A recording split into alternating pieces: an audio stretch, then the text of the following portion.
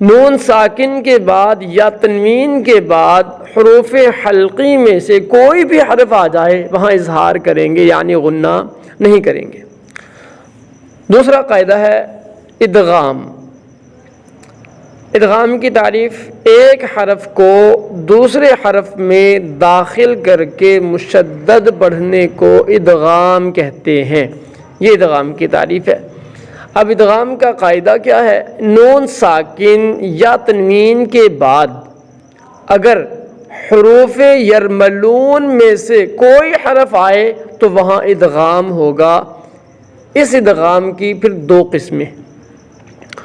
نون ساکن یا تنوین کے بعد اگر حروف یرملون، دیکھیں یا، را، میم، لام، واو اور نون، یہ 6 حروف ہیں جن کا مجموعہ، جن کو ایک ہی جملے میں جمع کر دیا گیا ہے، یرملون، یرملون، ٹھیک ہے، یا، را، یر، میم، لام، واو، نون، یرملون، یہ 6 حروف ہیں۔ نون ساکن کے بعد یا تنوین کے بعد ان 6 حروف میں سے کوئی بھی حرف آتا ہے تو وہاں ادغام ہوگا، ٹھیک ہے۔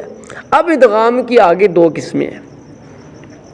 ادغام کی آگے 2 قسمیں ہیں۔ نون ساکن یا تنوین کے بعد اگر یا، میم، واو اور نون میں سے کوئی حرف آتا ہے تو وہاں غنے کے ساتھ ادغام ہوگا، ادغام مع الغنہ ہوگا، غنے کے ساتھ ادغام ہوگا۔ یہ 4 حروف ہیں، یا، میم، واو اور نون۔ نون ساکن کے بعد یا تنوین کے بعد ان 4 حرفوں میں سے کوئی ایک حرف آتا ہے تو وہاں غنے کے ساتھ ادغام ہوگا، یعنی غنہ بھی کریں گے، ادغام غنے کے ساتھ ہوگا۔ اسے ادغام ناقص کہتے ہیں، ادغام ناقص کہتے ہیں۔ اس غنے کی مقدار 1 الف کے برابر ہے۔ اور دوسری قسم، نون ساکن یا تنوین کے بعد اگر را، لام، ان 2 حرفوں میں سے کوئی ایک حرف آتا ہے تو وہاں غنے کے بغیر ادغام ہوگا، ادغام بلا غنہ ہوگا، یعنی کہ بغیر غنے کے ہاں غنہ نہیں کریں گے۔ اس ادغام کا نام ادغام تام ہے، اسے ادغام تام کہتے ہیں۔ ایک بار پھر میں دہرا دیتا ہوں، ادغام کی تعریف یہ ہے کہ ایک حرف کو دوسرے حرف میں داخل کر کے مشدد پڑھنے کو ادغام کہتے ہیں۔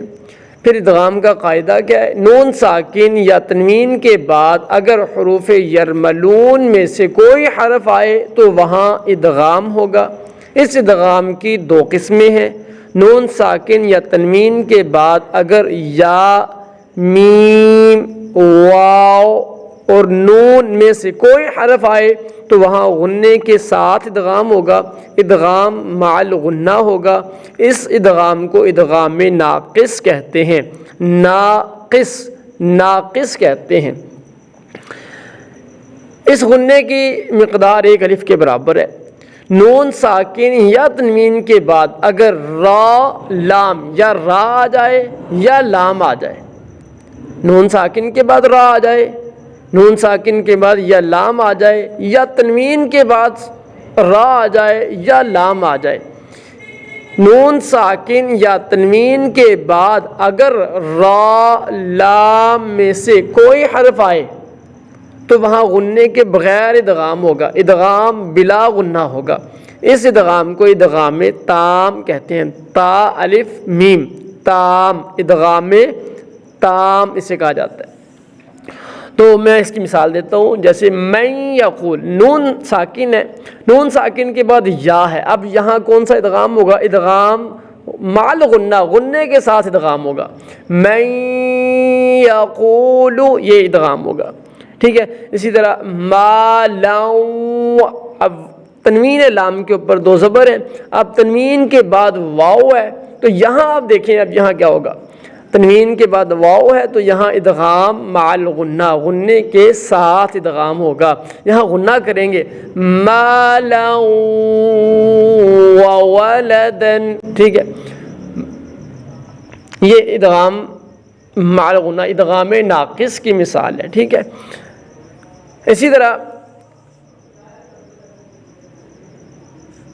اب ادغام بلا غنہ، بغیر غنے کے جو ادغام ہے اس کی کس مثال میں آپ کو دیتا ہوں. جیسے من ربک، نون ساکن ہے، من نون ساکن ہے، نون ساکن کے بعد را ہے تو یہاں ادغام ہوگا لیکن غنہ نہیں ہوگا. نون ساکن کے بعد را ہے، یہاں ادغام کیا جائے گا لیکن غنہ نہیں کیا جائے گا.